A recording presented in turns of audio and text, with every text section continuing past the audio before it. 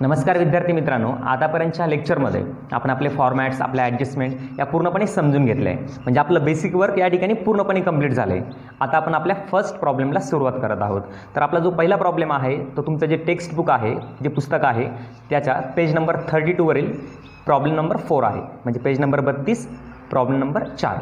ठीक आहे. तर तो प्रॉब्लेम आपण डिटेलमध्ये पहिल्यांदा समजून घेऊ.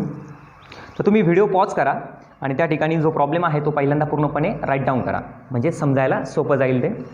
तर आता प्रॉब्लेम आपण समजून घेऊ. सुरुवातीला सांगितलं आहे बघा, from the following trial balance of mister Piyush and mister Arun you are required to prepare trading and profit and loss account and balance sheet as on that date. म्हणजे तुम्हाला जो ट्रायल बॅलन्स दिला आहे तो पियुष आणि अरुण या दोन पार्टनरचा दिला आहे. आणि अकाउंट्स कोणते प्रिपेअर करावं लागेल त्या ठिकाणी? Trading account, profit and loss account आणि बॅलन्स शीट. ठीक आहे. तर आता ट्रायल बॅलन्स समजून घेऊ आपण. याची डेट पण महत्त्वाची असते आपल्याला दिलेली. तर ट्रायल बॅलन्सची डेट आहे 31 मार्च 2019. तर आता डेबिट साईड बघूया ट्रायल बॅलन्सची पहिल्यांदा आपण. तर सुरुवातीला तुम्हाला जो स्टॉक दिला आहे याची डेट आहे 1 एप्रिल 2018. म्हणजे हा कोणता स्टॉक झाला? 1 एप्रिल म्हटल्यावर ओपनिंग स्टॉक. मग ओपनिंग स्टॉक आपण कुठे घेतो? ट्रेडिंग अकाउंटच्या डेबिटला. आपण सुरुवातीला ट्रान्सफरिंग घेतोय का कोणता बॅलन्स कुठं जाईल. जर तुम्हाला गरज असेल तर त्या बॅलन्स पुढं जो बॅलन्स तुम्हाला दिला आहे त्याच्या पुढे ते राईट डाऊन करत जा. हे तुम्हाला प्रॉब्लेम सोडवण्यासाठी आणखी मदत करेल. ठीक आहे. म्हणजे ओपनिंग स्टॉक कुठं जाणार? ट्रेडिंग अकाउंटच्या डेबिटला. परचेसेससुद्धा ट्रेडिंग अकाउंटच्या डेबिटला जाईल. सॅलरी कुठे घेतो आपण? Profit and loss debit side. Wages direct expenses आहे trading account debit side. Carriage, याचा अर्थ कॅरेज इनवर्ड होतो. म्हणजे ज्यावेळेस फक्त कॅरेज येईल त्यावेळेस समजून घ्यायचं ते कॅरेज इनवर्ड आहे ट्रेडिंग अकाउंटच्या डेबिटला. रॉयल्टीसुद्धा हा डायरेक्ट एक्सपेन्सेस आहे trading account debit side. Freight, याचा अर्थ फ्रेट इनवर्डच होईल, ट्रेडिंग अकाउंट डेबिटलाच जाईल ते. त्यानंतर प्रिंटिंग अँड स्टेशनरी हे ऑफिस एक्सपेन्सेस असतात, प्रॉफिट अँड लॉसला जातात ते, प्रॉफिट अँड लॉसच्या डेबिटला. सन्ड्री डेटर्स ही आपली असेट आहे. फर्निचरसुद्धा आपली प्रॉपर्टी, आपल्याला माहितीच आहे, असेट आहे. लीज होल्ड प्रॉपर्टी म्हणल्यावर असेटलाच जाईल ते. इन्व्हेस्टमेंट ही पण आपली असेटच आहे. यानंतर ट्रॅव्हलिंग एक्सपेन्सेस हा इनडायरेक्ट एक्सपेन्सेस आहे, प्रॉफिट अँड लॉसच्या डेबिटला जाईल. ॲडव्हर्टाइजमेंट हा पण आपला इनडायरेक्ट एक्सपेन्सेस आहे, profit and loss account debit साईडला जाईल. याला टिकमार्क करून ठेवा, कारण की जी ॲडव्हर्टाईज दिली ती 3 इयर्सची दिली. म्हणजे इथं आपल्याला हिडन ॲडजस्टमेंट दिलेली आहे. टिकमार्क करा, आपण ती नंतर डिटेलमध्ये बघू. त्यानंतर पुढे बॅड डेप्स, लॉस आहे आपला हा प्रॉफिट अँड लॉसच्या डेबिटला जाईल. डिस्काउंट अलाउड प्रॉफिट अँड लॉसच्या डेबिटलाच जाईल. कॅश इन हँड आपली ॲसेट आहे, कॅश ॲट बँकसुद्धा ॲसेट आहे. आणि फिक्स्ड डिपॉझिट म्हणजेच बँकेत ठेवलेले आपले जे फिक्स्ड डिपॉझिट असतात तीसुद्धा आपली काय ॲसेट आहे. एक लक्षात ठेवा, आपण अगोदर पण त्या ठिकाणी क्लिअर केलेलं आहे, ज्यावेळेस आपली डेबिट साईड सुरू असेल त्यावेळेस डेबिट साईडचे बॅलन्स हे डेबिटलाच जातात. एक तर ते ट्रेडिंगच्या डेबिटला जातात, किंवा ते प्रॉफिट अँड लॉसच्या डेबिटला जातात, किंवा बॅलन्स शीटच्या कुठं जातात? असेट साईडला. त्यामुळे डेबिट साईड ज्यावेळेस घेणार त्यावेळेस लक्षात ठेवायचं एक तर डेबिट किंवा असेट राहणार आहे. ठीक आहे. आता क्रेडिट साईड ही क्रेडिटला जाणार आहे, म्हणजे एक तर ती ट्रेडिंगच्या क्रेडिटला, किंवा ती प्रॉफिट अँड लॉसच्या क्रेडिटला, किंवा बॅलन्स शीटमध्ये क्रेडिट बॅलन्सची साईड कोणती असते? लायबिलिटीज. ठीक आहे. म्हणजे एक तर ट्रेडिंगच्या क्रेडिटला, किंवा प्रॉफिट अँड लॉसच्या क्रेडिटला, किंवा बॅलन्स शीटच्या लायबिलिटी साईडला जाईल. आता पहिल्यांदा कॅपिटल दिलं आहे, त्या कॅपिटल आपण लायबिलिटी साईडला घेतो. पियुष आणि अरुण या दोघांचं कॅपिटल दिलं आहे 80,000 त्यांनी. यानंतर पुढे सन्ड्री क्रेडिटर्स ही पण आपली लायबिलिटी आहे. त्यानंतर interest received on fixed deposit. आता फिक्स्ड डिपॉझिटचा इंटरेस्ट जो आहे तो रिसिव्ड आहे, तो आपला इन्कम असतो, प्रॉफिट अँड लॉसच्या क्रेडिटला जाईल. बँक ओव्हरड्राफ्ट लायबिलिटी आपली ती. आणि यानंतर सेल्स कुठे घेतो आपण? ट्रेडिंग अकाउंटच्या क्रेडिटला. तर आता यानंतर आपल्या ज्या खाली ॲडजस्टमेंट दिलेलं आहे त्या ॲडजस्टमेंट पण आपल्याला समजून घ्यायचं आहे. तर आता फर्स्ट नंबर 1 जी ॲडजस्टमेंट आहे तुम्हाला दिलेली, तर stock on hand on 31 March 2019. म्हणजे कोणता स्टॉक झाला हा? Closing stock. तर क्लोजिंग स्टॉकच्या तुम्हाला 2 प्राईस दिलेल्या आहे, एक कॉस्ट प्राईस आहे आणि एक मार्केट प्राईस दिलेली आहे. तर आता आपण काय करतो की ज्यावेळेस क्लोजिंग स्टॉकच्या तुम्हाला 2 प्राईस देतील, कॉस्ट आणि मार्केट. अशा वेळेस जी लेस असेल, विच एव्हर इज लेस, जी लहान अमाऊंट आहे आपण ती घेत असतो. कारण की अकाउंटन्सीची जी कन्झर्वेटिझम कन्सेप्ट आहे ती आपल्याला हे सांगते की जी लहान अमाऊंट असेल आपण ती घ्यायची त्या ठिकाणी. तर त्या ठिकाणी लहान अमाऊंट कोणती मग? 35,000, 35,000. आपण 30 अमाऊंट घेणार, 40,000 सोडून द्यायची, इग्नोर करायचं तिला. तर ठीक आहे, आपण फक्त 35,000 घेणार क्लोजिंग स्टॉक. त्याचे 2 इफेक्ट लक्षात असतील, आपण मागच्या लेक्चरमध्येच घेतले ॲडजस्टमेंट. 2 इफेक्ट कुठं जाईल? ट्रेडिंग अकाउंटच्या क्रेडिटला आणि बॅलन्स शीटच्या असेटला. ट्रेडिंगच्या क्रेडिटला का बरं? गुड्स आपला जाणार आहे म्हणून, आणि स्टॉक आपली असेट आहे म्हणून असेटला जाईल. आता सेकंड ॲडजस्टमेंट जी आहे तर ती सांगते आपल्याला interest on fixed deposit ₹1,200 is still receivable. Still रिसिवेबलला अंडरलाईन करा आणि त्या ठिकाणी लिहून ठेवा आउटस्टँडिंग, म्हणजे बाकी आहे. आता आपलं जे फिक्स डिपॉझिट आहे त्यावरती 1200 रुपये इंटरेस्ट मिळायचा बाकी आहे. आता तुम्हाला इंटरेस्ट कुठं दिला, तुमच्या ट्रायल बॅलन्समध्ये क्रेडिटला दिलेला चेक करा, त्या ठिकाणी जाऊन त्या इंटरेस्ट ऑन फिक्स डिपॉझिटला स्टार करा किंवा टिक मार्क करा. टिक मार्क केलं आहे त्याला तुम्ही, तर आउटस्टँडिंग म्हणल्यावर काय व्हायला पाहिजे, ॲड व्हायला पाहिजे. म्हणजे त्या इंटरेस्टमध्ये ॲड होणार, हा फर्स्ट इफेक्ट झाला. आणि दुसरा इफेक्ट, आपला इन्कम मिळणार, आपल्याला इन्कम मिळायचं आहे तर बॅलन्स शीटचं कुठं जायला पाहिजे, असेटला. मग बॅलन्स शीटच्या असेटला जाऊन त्या ठिकाणी सेपरेट लिहिण्यापेक्षा तुम्हाला ऑलरेडी एक फिक्स डिपॉझिट दिलं आहे, तुमच्या ट्रायल बॅलन्सच्या डेबिटला चेक करा, सगळ्यात शेवटचा बॅलन्स आहे, त्या फिक्स डिपॉझिटला तुम्ही टिक मार्क करा, त्या ठिकाणी पण ॲड होईल.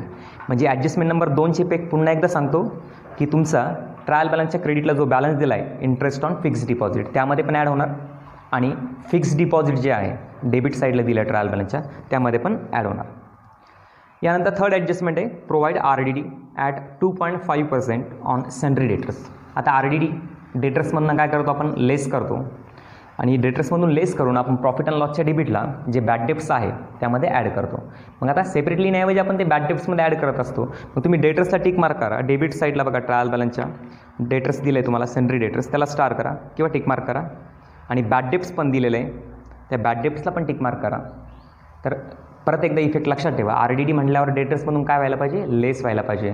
आणि दुसरा इफेक्ट आपला लॉस आहे, त्यामुळे प्रॉफिट अँड लॉसच्या डेबिटला सेपरेटली नाहीऐवजी त्या बॅड डेप्ट्समध्ये काय करायचं, ॲड करायचं. यानंतर 4th नंबर ॲडजस्टमेंट आहे, डेप्रिसिएशन. कशावर, ते फर्निचरवर आहे. आता डेप्रिसिएशन म्हणजे माहिती आहे आपल्याला की ॲसेटची व्हॅल्यू काय झालेली असते, कमी झालेली असते. मग त्या फर्निचरमधून काय होणार, लेस होणार. मग ट्रायल बॅलन्सच्या डेबिटला जा, फर्निचरला स्टार करा. फर्निचरला स्टार केले तर फर्निचरमधून काय करणार आपण, लेस करणार, कारण की व्हॅल्यू त्याची कमी झालेली आहे आणि लॉस आहे आपला, त्यामुळे दुसरा इफेक्ट प्रॉफिट अँड लॉसच्या डेबिटला घेणार. यानंतर दोन्ही पण इफेक्ट पुन्हा एकदा क्लिअर करा तुम्ही, का फर्निचरवर डेप्रिसिएशन आहे, फर्निचरमधून लेस होणार आणि आपला लॉस असल्यामुळे प्रॉफिट अँड लॉसच्या डेबिटला जाईल. आणि यानंतर आता लास्ट ॲडजस्टमेंट जी आहे, तर ती last adjustment, goods of ₹8,000 destroyed by fire. 8,000चा माल जो आहे आपला तो आगीमध्ये जळालेला आहे. अँड इन्शुरन्स कंपनीने जो क्लेम आपल्याला मंजूर केलेला आहे, ॲडमिटेड अ क्लेम, किती आहे, 6,000 ओनली. मग आता सांगा या ठिकाणी की 8,000चा आपला गुड्स डिस्ट्रॉयड झाला, गुड्स गेला आहे. मग पहिला इफेक्ट कुठे जाईल, ट्रेडिंग अकाउंटच्या क्रेडिटला. त्यानंतर आता 6,000 रुपये आपल्याला मिळणार आहे म्हणल्यावर आपली असेट झाली. मग दुसरा इफेक्ट बॅलन्स शीटच्या असेटला. पण या ॲडजस्टमेंटचे आपण 3 ठिकाणी इफेक्ट लिहित असतो. आता मला सांगा की 8,000चा गुड्स आपला डिस्ट्रॉयड झाला, इन्शुरन्स कंपनी आपल्याला फक्त 6,000 देणार आहे, लॉस किती आपला इथं, 2,000. मग लॉस कुठे घेतो आपण, प्रॉफिट अँड लॉसच्या डेबिटला. मग प्रॉफिट अँड लॉसच्या डेबिटला किती घ्यायचे, 2,000. पुन्हा एकदा इफेक्ट लक्षात घ्या, पहिला इफेक्ट ट्रेडिंग अकाउंटच्या क्रेडिटला पूर्ण अमाऊंट घ्यायची, जेवढा गुड्स आपला डिस्ट्रॉयड झाला 8,000. दुसरा इफेक्ट असेटला, का बरं तर पैसे मिळणार आहे किती रुपये, 6,000. आणि आपला लॉस किती होतो इथं, 8,000चा माल जळाला आहे, भेटत आहे फक्त किती, 6,000. लॉस किती इथं, 2,000. आणि लॉस कुठे घ्यायचा, प्रॉफिट अँड लॉसच्या डेबिटला. ठीक आहे, आता अकाउंट्स प्रिपेअर करू आपण आणि यानंतर आता प्रॉब्लेम आपला डिटेलमध्ये आपण सॉल्व्ह करून घेऊ. तर ज्यावेळेस आपण प्रॉब्लेम सॉल्व्ह करायला सुरुवात करणार, म्हणजे तुम्ही फॉर्मॅट ज्यावेळेस बनवणार त्यावेळेस काही महत्त्वाच्या गोष्टी ज्या आहे आपण त्या एकदा क्लिअर करून घेऊ. तर ट्रेडिंग अकाउंट जे आहे, आपण वरती सुरुवातीला in the books of messrs कोण आहे, पियुष अँड अरुण, हे दोन्ही पार्टनर आहे, त्यांची पार्टनरशिप फर्म आहे. यानंतर ट्रेडिंग अकाउंटला आपण लिहिताना काय लिहितो, फॉर द इयर एंडेड. आपलं इयर एंड किती, 31 मार्च 2019. प्रॉफिट अँड लॉस अकाउंटला पण आपण तेच घेतो, for the year ended 31 March 2019. पण बॅलन्स शीटला काय लिहिलं आपण, ॲज ऑन. या दोनही अकाउंटला आपण डेबिट आणि क्रेडिट लिहिलेलं आहे, तसं बॅलन्स शीटला आपण लिहिलेलं नाही. यानंतर आता ज्यावेळेस तुम्ही प्रॉब्लेम सोडवायला सुरुवात करता, आपलं जे ट्रेडिंग अकाउंट आहे त्या ठिकाणी सुरुवात जी झाली पाहिजे ती ओपनिंग स्टॉकनीच झाली पाहिजे. यानंतर आपण काय घेतो, परचेसेस. म्हणजे हे 2 बॅलन्स तुम्ही सुरुवातीलाच घेतले पाहिजे. यानंतरचा सिक्वेन्स तुम्ही प्रॉब्लेमनुसार त्या ठिकाणी घेऊ शकता.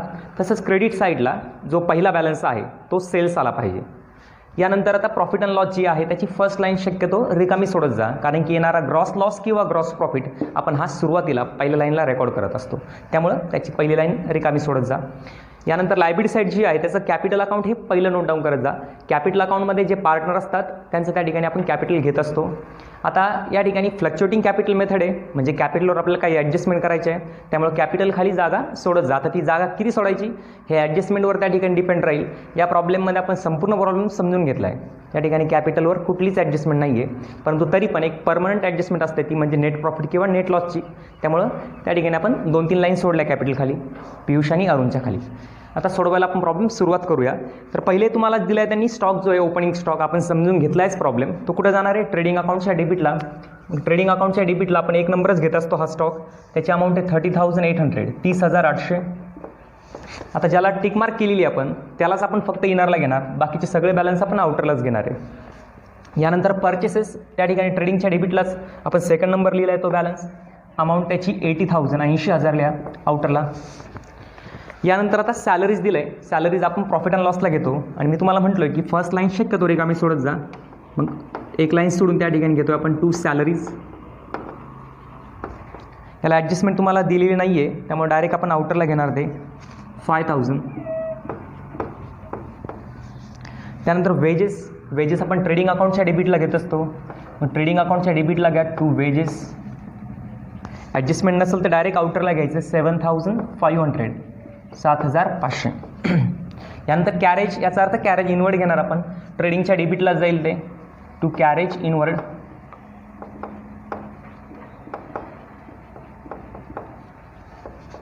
ॲडजस्टमेंट नसल्यामुळे आउटरला जाईल ते 3,000. यानंतर पुढे रॉयल्टीज दिले. आता रॉयल्टीज आपण ट्रेडिंगलाच घेतो कारण की डायरेक्ट एक्सपेन्सेस येतो टू रॉयल्टीज 2,500 आउटरला घेणार. पुढचं आता फ्रेट, फ्रेटसुद्धा ट्रेडिंग अकाउंटलाच जातं टू फ्रेट, त्याला पण ॲडजस्टमेंट नाही आहे, डायरेक्ट आउटरला घ्यायचं 700. यानंतर आता प्रिंटिंग अँड स्टेशनरी, हा इनडायरेक्ट एक्सपेन्सेस कारण की तो ऑफिसशी संबंधित आहे, प्रॉफिट अँड लॉसच्या डेबिटला घेणार टू प्रिंटिंग अँड स्टेशनरी.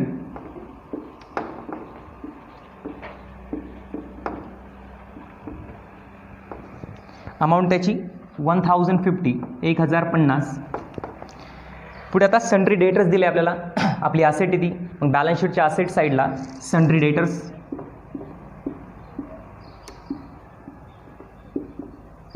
आता याला आपण एक टिक मार्क केलेली आहे, म्हणजे एक स्टार केलेला आहे कारण की त्याला एक ॲडजस्टमेंट आहे, त्यामुळे त्याची अमाऊंट घेताना आपण इनरला घेणार.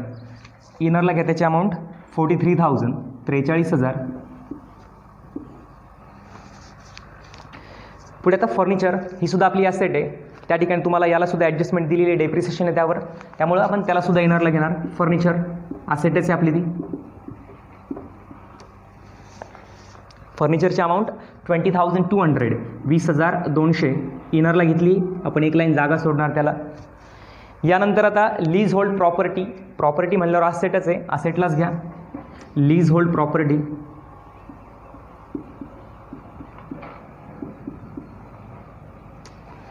त्याला ॲडजस्टमेंट नाही आहे त्यामुळे त्याला आउटरला घेणार आपण 25,000 25,000. पुढचा बॅलन्स आहे इन्व्हेस्टमेंट, इन्व्हेस्टमेंट आपली ॲसेट आहे, ॲसेटलाच घेणार आपण इन्व्हेस्टमेंट.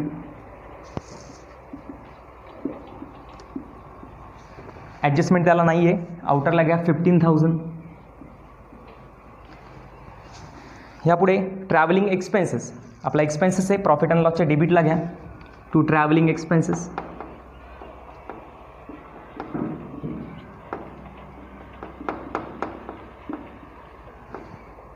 आउटरला घेणार आपण 3,450. पुढे आता ॲडव्हर्टाईज दिलं आहे, ॲडव्हर्टाईजला तुम्हाला त्या ठिकाणी ब्रॅकेटमध्ये 3 इयर्स दिलं आहे, त्यामुळे त्याला हिडन ॲडजस्टमेंट आहे, आपण घेताना त्याला इनरला घेणार टू ॲडव्हर्टाईजमेंट. आपण ॲडजस्टमेंट सोडवायला घेताना पहिल्यांदा आपण हिडन ॲडजस्टमेंट सोडवणार. आत्ता आपण याची अमाऊंट इनरला घेऊ 30,000 30,000. एक लाईन जागा सोडली त्याखाली. पुढे बॅड डेप्ट्स, प्रॉफिट अँड लॉसच्या डेबिटलाच घेतो आपण टू बॅड डेप्ट्स. याला पण ॲडजस्टमेंट आहे RDDची, RDDची अमाऊंट याच्यात ॲड होणार आहे. इनरला घ्या 500 500. एक लाईन जागा सोडली त्याला. डिस्काउंट अलाउड, डिस्काउंट दिला आहे आपण, आपला लॉसच हा, प्रॉफिट अँड लॉसच्या डेबिटलाच टू डिस्काउंट अलाउड.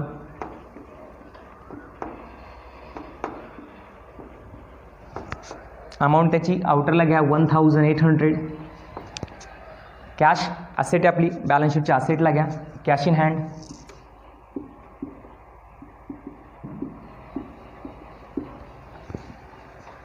अमाऊंट त्याची 7,000 7,000. यानंतर कॅश ॲट बँक,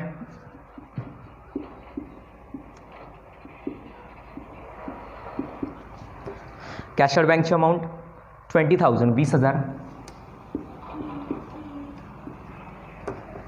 आणि शेवटी आता फिक्स डिपॉझिट आहे, ॲसेटच आहे आपली, पण त्याला आपण टिक मार्क केली आहे, स्टार केलं आहे, त्याला ॲडजस्टमेंट आहे, त्यामुळे त्याची अमाऊंट घेताना आपण इनरला घेणार. फिक्स्ड डिपॉझिट अमाऊंट त्याची 15,000 15,000 इनरला घेणार, त्याला ॲडजस्टमेंट दिलेली आपल्याला. ठीक आहे, आपल्या आता डेबिट साईड पूर्ण झालेली आहे. तुम्ही चेक करा आपली डेबिट साईड ट्रान्सफर करताना आपण कशी केली आहे. ट्रेडिंगच्या डेबिटला केली काही, प्रॉफिट अँड लॉसच्या डेबिटला केली आहे आणि बॅलन्स शीटच्या पुढे केली आहे असेटला.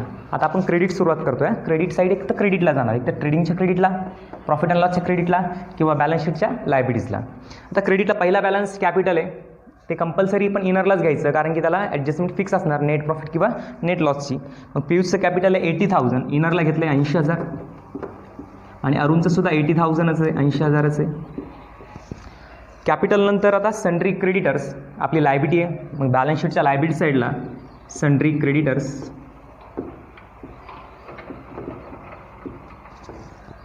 अमाऊंट त्याची 20,500 आउटरला घेतली आहे, 20,500.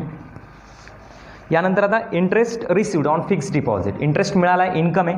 प्रॉफिट अँड लॉसच्या क्रेडिटला एक लाईन सोडून घ्यायचं आहे, bye interest received on fixed deposit.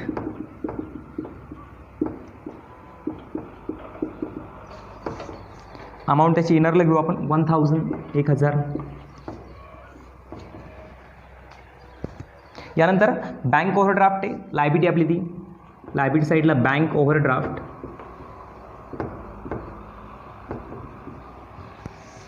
Amount त्याची आउटरला घ्या 10,000, ॲडजस्टमेंट नाही आहे त्याला, आउटरला 10,000. आणि शेवटी आता सेल्स आहे, सेल्स आपण ट्रेडिंगच्या क्रेडिटला ऑलरेडी लिहिलं आहे तिथं 1 नंबरला. सेल्स समोर घ्या अमाऊंट त्याची 1,20,000, 1,20,000. ठीक आहे, आता पोस्टिंग आपल्या पूर्णपणे क्लिअर झालं आहे. त्या ठिकाणी आपण सगळ्या पोस्टिंग त्या ठिकाणी करून घेतलेल्या आहे. आता ॲडजस्टमेंटला सुरुवात करतो आहे. मी आत्ताच सांगितलं होतं ॲडजस्टमेंटला ज्यावेळेस आपण सुरुवात करणार त्यावेळेस पहिल्यांदा आपण हिडन ॲडजस्टमेंट जी आहे तर ती घेणार आहे. मग हिडन ॲडजस्टमेंट तुम्हाला कोणती दिली तिथे, ॲडव्हर्टाइजमेंटची.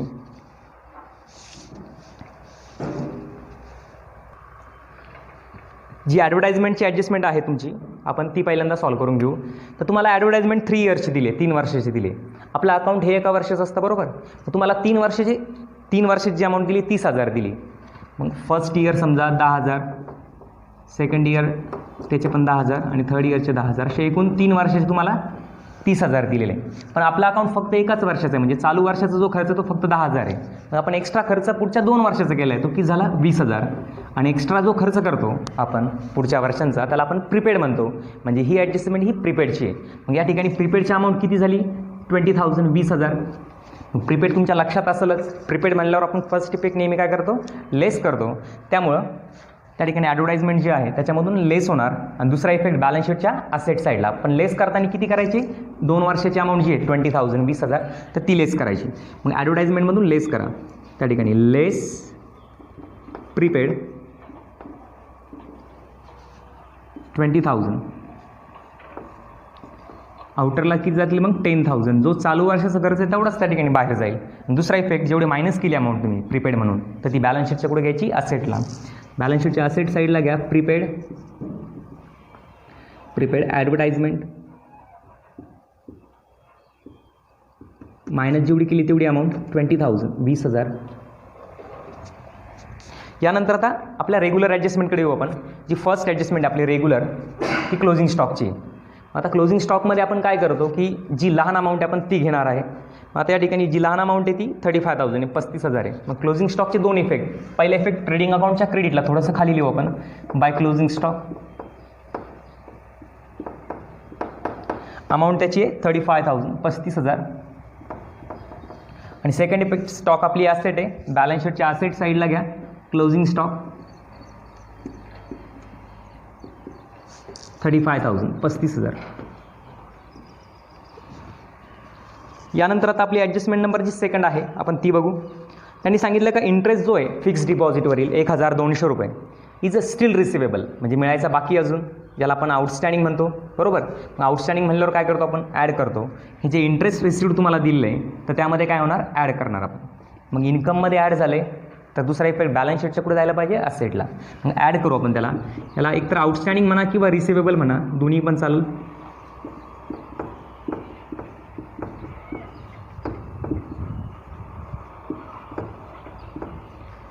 तर या ठिकाणी जी अमाऊंट आहे ती 1200 1200 ॲड केली आपण. टोटल बाहेर जाते त्याची 2200 2200. फर्स्ट इफेक्ट ॲड झाला त्या इन्कममध्ये आणि दुसरा इफेक्ट बॅलन्स शीटच्या पुढे जाणार आहे असेटला. पण असेटला आपण सेपरेटली नाही म्हणजे फिक्स डिपॉझिट घेतले आपण, तर त्यामध्ये काय करणार आपण ॲड करणार. ॲड करा फिक्स डिपॉझिटमध्ये ॲड आउटस्टँडिंग इंटरेस्ट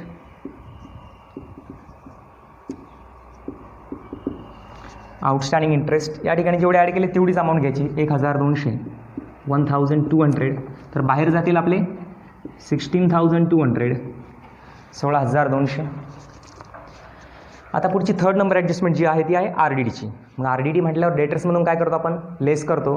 मग पहिले इफेक्ट तुमच्या असेट साईडला जे डेटर्स आहे त्यातनं लेस करा. डेटर्समधून लेस RDD 2.5%. आता पर्सेंटेज कॅल्क्युलेट करताच आले पाहिजे तुम्हाला, त्याशिवाय तुम्हाला फायनल अकाउंट किंवा कुठली जे टॉपिक आहे ते कळणं अवघड आहे. त्यामुळे पर्सेंटेजचं कॅल्क्युलेशन जमलंच पाहिजे. तर 2.5% आपल्याला कॅल्क्युलेट करायचे आहेत 43,000वरती. तर आपल्याला 43,000वरती 2.5% कॅल्क्युलेट करायचे. मग आता कॅल्क्युलेशन करूया आपण. डायरेक्ट 25ने कॅल्क्युलेशन करू आपण 25ने पहिल्यांदा. 25 0 0 25 3 75 नंतर 25 चौक 100 आणि 7 107. आता पॉईंट असल्यामुळे 1 0 त्या ठिकाणी कट होईल म्हणजे की झाले 1075. जे 2.5% 2.5% काढायला लावले आपल्याला ते आले 1075. जर 2.5चा प्रॉब्लेम असेल तर काय करा 5% काढा आणि निम्मे घ्या, काहीच अडचण नाही. आपल्याला कॅल्क्युलेशन महत्त्वाचं काय अमाऊंटची मायनस करणार आपण ती महत्त्वाची. मग RDD किती आली या ठिकाणी 2.5%ने 1075 1075. जर आपण ते मायनस केले 43,000मधनं तर शिल्लक राहतात 41,925 41,925. ठीक आहे. यानंतर आता याचा सेकंड इफेक्ट जो आहे आपला हा लॉस आहे, डेटर्समधून लेस केलं आहे. दुसरा इफेक्ट देणं गरजेचं आहे ना आपल्याला. डेटर्समधून लेस झालं आहे, आपला लॉस असल्यामुळे प्रॉफिट अँड लॉसच्या डेबिटला. पण सेपरेटली नाहीऐवजी आपण हे जे बॅड डेप्स आहे त्यामध्ये आपण ॲड करू. ॲड याला आपण काय म्हणतो न्यू RDD. ॲडजस्टमेंटमधील जी RDD आपली ती न्यू RDD असते आपली. तर जी आली 1,075. त्याची टोटल बाहेर जाते 1,575 1,575. यानंतर आता ॲडजस्टमेंट नंबर 4 जी आहे तर ती डेप्रिसिएशन आहे फर्निचरवर 5% सांगितलं आहे. मग डेप्रिसिएशन आपण लेस करतो असेटला, या फर्निचरमधनं लेस करा. लेस डेप्रिसिएशन किती 5% आहे. मग तुम्हाला 20,200वरती 20,200वरती 5% कॅल्क्युलेट करायचे. 10% काढून त्याचे निम्मे घेतले तरी चालेल. ते येतात 1,010. 20,200 इंटू 5% करायचे आपल्याला.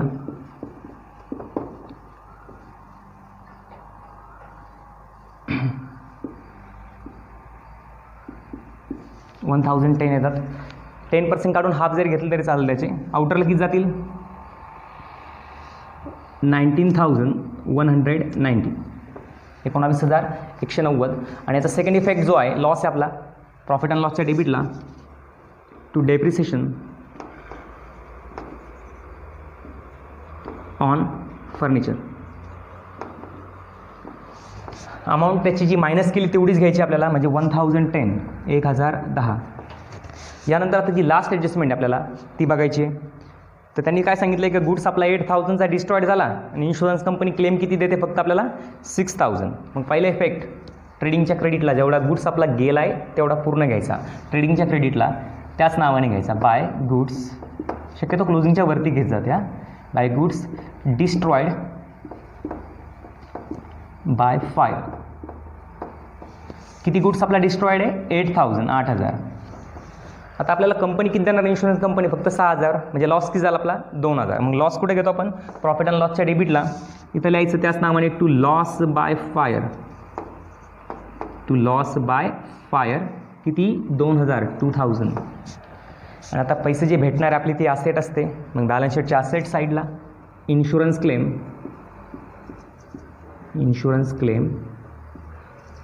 6,000. ठीक आहे. या पद्धतीने आपल्या पूर्ण ॲडजस्टमेंट पण पूर्ण झाले जातात. आता आपण टोटलला सुरुवात करू. तर आपण आता टोटल करायला सुरुवात करूया. तर आपल्याला ट्रेडिंग अकाउंटची जी क्रेडिट साईड आहे ही मोस्टली म्हणजे खूप साऱ्या प्रॉब्लेममध्ये तुमची क्रेडिट साईड मोठी असते. इथं पण तेच आहे का क्रेडिट साईडची टोटल आहे, आपण एकदा टोटल लिहून घेऊ साईडला त्यांची का क्रेडिट साईडची टोटल आहे 1,20,000, 35 आणि 8 1,20,000 झाले 63,000. याची बेरीज केली आपण फक्त, वेगळं काही नाही. आणि डेबिट साईडची टोटल जी आहे तर ती येते 1,24,500 1,24,500. आता या ठिकाणी मोठी साईड जी आहे तर ती क्रेडिट साईड आहे, म्हणजे आपलं इन्कम जास्त आहे. मग इन्कम जास्त म्हटल्यावर काय होईल, आपल्याला प्रॉफिट येणार. आता सुरुवातीला काय करा, जी साईड मोठी आहे ती दोन्हीकडे पण रेकॉर्ड करा. क्रेडिट साईड आपली मोठी आहे 1,63,000 1,63,000 दोन्हीकडे लिहा. ती फरक कुठं पडतोय, डेबिटला. मग जो फरक पडेल डेबिटला तो कोणता प्रॉफिट राहील, आपला ग्रॉस प्रॉफिट. प्रॉफिट का बरं, तर इन्कमची साईड आपली जास्त आहे. मग यांची वजाबाकी करा, जो डिफरन्स येतो दोन्ही साईडमध्ये तो येतो 38,500 38,500. हा आपला ग्रॉस प्रॉफिट राहील तिथे. मग या ठिकाणी टू ग्रॉस प्रॉफिट जो आला आपला तो आला 38,500.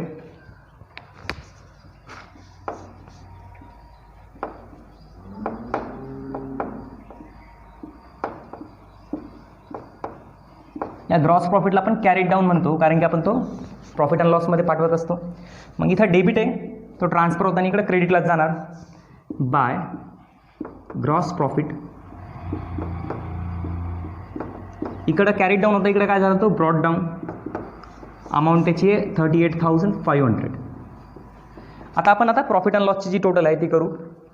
आता प्रॉफिट अँड लॉसमध्ये पण एकंदरीत बघितल्यावरती क्रेडिट साईड आपल्याला मोठी दिसते. टोटल तरी पण करून बघू आपण.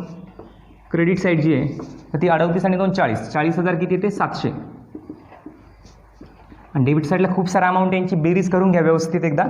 डेबिट साईडची टोटल येते 25,885 25,885 25,885. म्हणजे आता दोन्ही साईडमध्ये क्रेडिट साईड मोठी आहे ती दोन्हीकडे पण रेकॉर्ड करणार आपण. आता दोन्हीकडे किती लिहिणार आपण इथे 40,700 40,700 40,700. आता डिफरन्स जो होईल तो कोणता प्रॉफिट राहील आपला, आता इथं नेट प्रॉफिट राहील. इथं नेट प्रॉफिट राहील का बरं, तर इन्कमची साईड मोठी म्हणून नेट प्रॉफिट राहणार आहे. मग जो फरक येतो दोन्ही साईडमध्ये तो फरक येतो 14,815 14,815. हा कोणता प्रॉफिट झाला आपला, नेट प्रॉफिट. आणि याच ठिकाणी बदल आहे आपला 11वी आणि 12वीमध्ये, कारण की इथं एक पार्टनर नाही आहे. जो प्रॉफिट येणार आहे तो आपल्याला दोन्ही पार्टनरला वाटायचा आहे. तो कसा वाटायचा, त्यांच्या रेशोमध्ये. म्हणजे सुरुवातीला प्रॉब्लेमच्या वरती तुम्हाला जो रेशो देतील त्या रेशोचा उपयोग एवढ्यासाठीच आहे, हा जो नेट प्रॉफिट किंवा नेट लॉस येईल तो वाटण्यासाठी. दुसरा उपयोग नाही त्याचा आपल्याला या प्रॉब्लेमसाठी. जो वरती रेशो असेल त्या रेशोमध्ये आपल्याला हा प्रॉफिट इथं वाटायचा आहे. मग तुम्हाला रेशोवरती दिलेला नाही आहे आणि आपल्याला माहिती आहे जर पार्टनरशिप डीड सायलंट असेल रेशोबाबत, म्हणजे रेशो तुम्हाला दिलेला नसेल तर रेशो इक्वल घ्यायचा. मग या प्रॉफिटचं आपल्याला आता इक्वली डिस्ट्रीब्युशन करायचं आहे. इक्वली म्हणजे किती भाग करायचे आपल्याला 2. मग 2नीच भागावं लागेल. मग 2नी भागू आपण या ठिकाणी. तर 2नी जर त्याला भाग दिला आपण 2नी जर डिवाईड केलं तर 2 14 2 8 0. त्यानंतर 2 14 आणि इथं 0.5 येतात. म्हणजे याचं आन्सर येतं 7,407.5. म्हणजे पॉईंटमध्ये आन्सर आलं. परंतु आता आपण राऊंड फिगरमध्ये जर वाटायचं ठरलं तर कोणाला तरी एखाद्याला याचं इक्वल डिवायडेशन होणार नाही 15 असल्यामुळे इथं, बरोबर ना. मग कोणाला तरी एखाद्याला 1 रुपया जास्त देऊन टाका.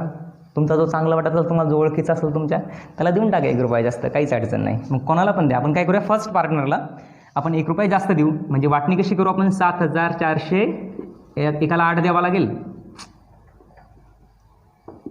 आणि एकाला 7,400 किती देऊ, 7 देऊ. याची बेरीज करून बघा पुन्हा एकदा. तुम्ही जेवढी वाटली ना अमाऊंट तेवढी बरोबर तेवढीच भरली पाहिजे. ती किती होतात 7 आणि 7 14,815. म्हणजे काय केलं आपण, 2नी भाग दिला त्यावेळेस कळलं आपल्याला की आन्सर पॉईंटमध्ये येतं आहे. मग आता 7,407.5. मग कोणाला तरी एखाद्याला 1 रुपया जास्त देऊन टाका. तुम्ही कोणालाही देऊ शकता. म्हणजे कशी वाटणी झाली, पियुषला किती आले 7,408 आणि अरुणला 7,407. ठीक आहे. आता हे आपल्याला या ठिकाणी रेकॉर्ड करायचे. मग इथं आपण रेकॉर्ड करूया, कारण की डिफरन्स इकडे आला आहे, फरक इकडे पडले ना. टू नेट प्रॉफिट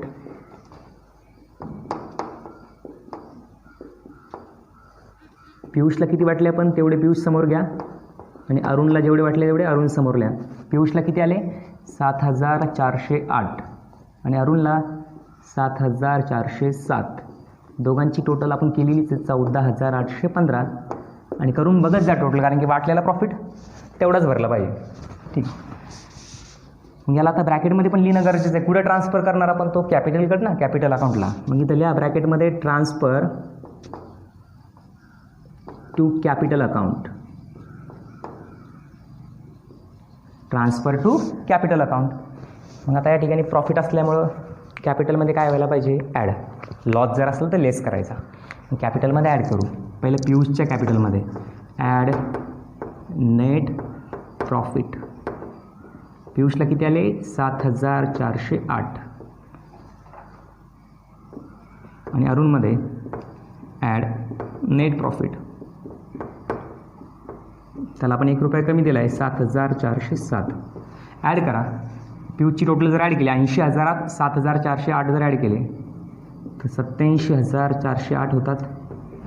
आणि अरुणमध्ये जर ॲड केले तर 87,407 होतात. ठीक आहे. आता आपण आपल्या दोन्ही साईड जे आहे त्या बॅलन्स आहे का, टॅली आहे का ते बघू. जर तुम्ही टोटल केली त्यांची तर आपली टॅली टोटल येते 2,05,315. 2,05,315. 2,05,315 ही आपली टॅली टोटल राहील. ठीक आहे.